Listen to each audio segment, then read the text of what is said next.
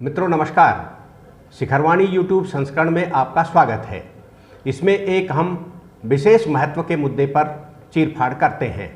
आज का हमारा मुद्दा है पश्चिमी बंगाल में ममता बनर्जी का नारा खेला होबे, जिसका उत्तर प्रदेश में खेला होई के नाम पर प्रयोग किया जा रहा है। ये प्रयोग कितना सफल होगा, इस पर हम विश्लेषण करेंगे। आज का हमारा शीर्षक है खेला होबी, होबे से खेला होई तक। उत्तर प्रदेश विधानसभा के चुनाव अगले वर्ष होने वाले हैं। इन चुनावों की तैयारियां सभी राजनीतिक पार्टी कर रही हैं जो उत्तर प्रदेश के चुनाव में भाग लेने वाली हैं। बहुजन समाज पार्टी ने अलग से चुनाव लड़ने का निर्णय लिया है। समाजवादी पार्टी अपने तरीके से चुनाव लड़ रही है, लेकिन भारतीय जनता पार्टी निरंतर बैठकें करके अपनी सत्ता को बचाए रखने की कसरत कर रही है। ऐसे में प्रधानमंत्री नरेंद्र मोदी के लोकसभा क्षेत्र बनारस में उत्तर शहर क्षेत्र से विधायक रहे, समाजवादी पार्टी की ओर से विधायक रहे अब्दुल असद अंसारी ने एक दीवार लेखन का कार्य प्रारंभ किया और इससे उत्तर प्रदेश के आने वाले विधानसभा चुनाव में जो समाजवादी पार्टी की रणनीति बन सकती है उसको उन्होंने रेखांकित किया।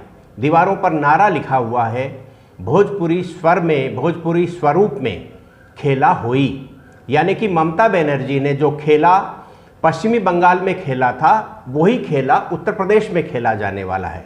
हम राजनीतिक रूप से समीक्षा करने वाले लोग खेला होई और खेला होबे के इस अंतर को पश्चिमी बंगाल में नहीं समझ पाए थे और चुनाव परिणाम तब आए तब हमें ये मालूम चला कि आखिर ममता बनर्जी क्या खेला कर गई। उस खेला करने से भाजपा सत्ता में आने से रुक गई। कांग्रेस और वाम दलों को एक भी सीट हासिल नहीं हुई।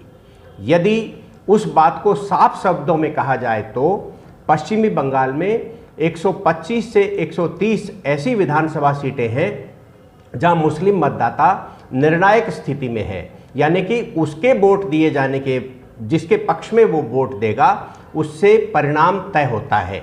यानी कि ये कह सकते हैं कि 125 से 130 मुस्लिम बहुल्य सीटें ममता बनर्जी के पक्ष में चली गई तो वहाँ उसकी सरकार बन गई। समाजवादी पार्टी भी ऐसा ही प्रयोग करने की मंशा रखती है, क्योंकि उत्तर प्रदेश 140 सीटों वाला ऐसा राज्य है जो मुस्लिम बहुल्य हैं और यहाँ यदि एक तरफा मतदान एक राजनीतिक पार्टी के पक्ष में हो गया तो खेला होने की संभावना बन जाती है। और अब्दुल असद अंसारी ने यही खेला अखिलेश यादव के सामने प्रस्तुत करने का प्रयास किया है। इस प्रकार की राजनीति के बारे में जब हम थोड़ा सा फ्लैशबैक में जाते हैं, पीछे देखने की कोशिश करते हैं, तो हमें तीन बातें लगभग याद आती हैं। पहली बात है जब भारत का बंटवारा हुआ और भारत स्वतंत्र हुआ, उस समय हमारे देश में अनेकों बड़े और प्रभावशाली नाम वाले मुस्लिम नेता रह गए थे। हम सब लोग ये मानते थे कि वे भारतीय संस्कृति, भारतीय विचार और भारतीय संस्कारों को मानने वाले नेता हैं, इसलिए वो पाकिस्तान जाने की बजाय भारत में रह गए। हो सकता है उस समय का आकलन आज भी अनेकों लोगों के जहन में खरा हो, लेकिन इसके बाद जो सवाल उठ रहा है वो बहुत गंभीर है। क्या इस प्रश्न का उत्तर हमें आज नहीं तलाशना चाहिए कि जिन भारतीय संस्कारों से ओतप्रोत मुस्लिम नेताओं ने भारत में रहना स्वीकार किया था, उनकी चौथी और पांचवी पीढ़ी आज जिन्ना की भाषा क्यों बोल रही है? ये बहुत बड़ा प्रश्न है। इस प्रश्न पर हमको निश्चित रूप से विचार करना होगा। आखिर इसके पीछे के कारण में जब भी हम जाने की कोशिश करते हैं तो हमको लगभग 1 या 1.5 दशक की हिंदुस्तान की राजनीति को देखना होगा। ये राजनीति मुस्लिम वोट आधारित राजनीति बनती चली गई। जो भी गैर भाजपाई राजनीतिक दल हैं उनके विस्तार का और सत्ता में जाने का आधार मुस्लिम वोट बैंक रहा है। उसके अंदर दलित या पिछड़ों को प्लस करने से सरकारें बनती रही। मुलायम सिंह यादव की हो सकती हैं, मायावती की हो सकती हैं, या MY फैक्टर को लेकर के चुनाव जीतने वाले लालू प्रसाद यादव की हो सकती हैं। लेकिन जब उत्तराखंड में सरकार, हरीश रावत की सरकार को खतरा पैदा हुआ था तो मायावती ने ये कह करके चौंकाया था कि वे सांप्रदायिक शक्तियों की सरकार उत्तराखंड में नहीं बनने देंगे। इस प्रकार के जो शब्द सांप्रदायिक शक्तियों को सरकार में नहीं आने देने वाले जब सामने आते थे तो देश के बहुसंख्यक समाज के जहन में एक स्वाभाविक प्रतिक्रिया होती थी। लेकिन स्वभाव से सहिष्णु और लोकतंत्र में आस्था रखने वाला बहुसंख्यक समाज कभी भी वोट बैंक बनने के झांसे में नहीं आया। लेकिन जब अति हुई और ये महसूस हुआ कि सत्ता में उसकी भागीदारी लगभग समाप्त हो गई है, जब ये कहा जाने लगा कि सच्चर कमेटी की रिपोर्ट आकर के ये कहा जाने लगा कि संसाधनों पर, भारत के संसाधनों पर मुसलमानों का हक ज़्यादा है, तो ये प्रतिक्रियाएं एक अजीब दिशा में गई और 2014 नरेंद्र मोदी की केंद्र सरकार में भूमिका, स्पष्ट बहुमत के साथ बनी सरकार, उस सारे घटनाक्रम के, राजनीतिक घटनाक्रम का एक प्रतिध्वनि हमारे सामने आई और उसका परिणाम एक चुनाव बाद और भी हमको देखने मिला। ये वोट बैंक बनने के प्रोसेस में बहुसंख्यक समाज का भी चले जाना है। अब यहाँ सवाल उठता है कि क्या बहुसंख्यक समाज हो या अल्पसंख्यक समाज हो, उन्हें वोट बैंक बनने से देश को कोई नुकसान है, लोकतांत्रिक व्यवस्था को कोई नुकसान है? तो अनेकों समीक्षकों से बात करने पर हमें ये महसूस हुआ कि यदि कोई समूह या कोई समुदाय किसी विचारधारा को, किसी व्यक्ति विशेष को या किसी दल विशेष को इकट्ठा होकर भी वोट देता है तो ये लोकतांत्रिक मान्यताओं के खिलाफ नहीं है।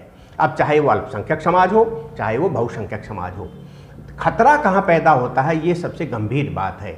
खतरा पैदा उस समय होता है जब एक समुदाय विशेष एक विचारधारा के विरुद्ध जाकर के वोट देता है, यानी कि वो किसी को जिताने के लिए नहीं बल्कि किसी को हराने के लिए वोट देता है और हराने के लिए भी ये तय करता है कि अमुक राजनीतिक पार्टी का प्रत्याशी सत्ता में आते हुए अमुक विचारधारा के समूह को, दल को हरा सकता है। यदि इस प्रकार के विचार के साथ वोट दिया जाना है तब देश के लिए चिंता की लकीरें स्वाभाविक हैं और खतरे की घंटी उसको देखना चाहिए। पश्चिमी बंगाल के अंदर जो परिणाम 125 से 130 सीटों का आया, मान सकते हैं कि रोहिंग्या की उसमें कोई न कोई ऐसी भूमिका होगी, लेकिन देश भर में रोहिंग्या नहीं है। लेकिन यदि यही खेला हुई उत्तर प्रदेश में, तब हमको ये समझना पड़ेगा कि देश में एक विशेष प्रकार का खतरा उत्पन्न हो रहा है। यदि हिंदू समुदाय इकट्ठा होकर के अन्य राजनीतिक दलों को हराने के लिए वोट देता है तब भी हमें खतरा मानना चाहिए, और मुस्लिम समुदाय इकट्ठा होकर के यदि एक विचारधारा विशेष को हराने की कोशिश करता है तब भी हमें इस खतरे को देखना चाहिए। ये चूंकि प्रारंभिक प्रसंग है, उत्तर प्रदेश विधानसभा के चुनाव की घोषणा होना शेष है और उससे पहले ही यदि असद अंसारी जो पूर्व विधायक समाजवादी पार्टी के हैं वो यदि इस प्रकार का संकेत देने की कोशिश करते हैं तो हमें देश में और बनने वाले इस वातावरण के बारे में आज से ही सोचना शुरू कर देना चाहिए, हमें चिंता करना चाहिए, क्योंकि ये जो खेला होवी है ये कहीं समाजों में विघटन पैदा ना कर दे। ये आज हमारे देश की सबसे बड़ी समस्या होने वाली है। अंत में मैं यही कहूँगा कि जो बुद्धिजीवी हैं, समाज सुधारक हैं, राजनीतिक दलों के प्रमुख नेता हैं, उन्हें इन सारे विषयों पर सोचना चाहिए। शिखरवाणी यूट्यूब संस्करण में आज के प्रसंग पर इतना ही।